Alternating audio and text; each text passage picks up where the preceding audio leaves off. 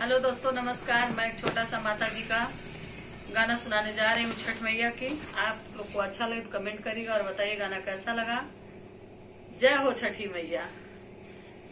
अरे गंगा जी के घाटिया पे देब हम अरगिया, सुनी है छठी मैया।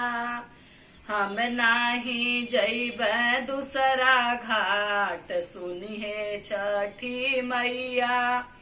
हम नाही जइब दूसरा घाट, सुनी है छठी मैया।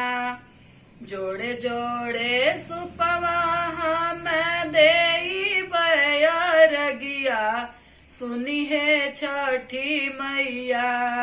जोड़े जोड़े चुंदारी चढ़ाइब तुहके छठी मैया। मनसा पुराई दी हमार हे छठी मैया।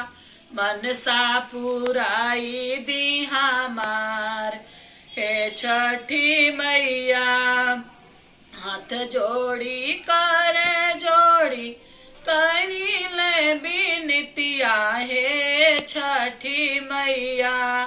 मनसा पूरा दीना हमार हे छठी मैया। हे मनसा पुराई दी हमार हे छठी मैया।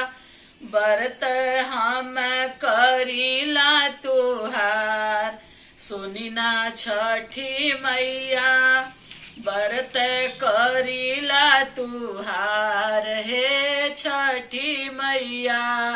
घटिया पे देइब हम अरगिया हे छठी मैया।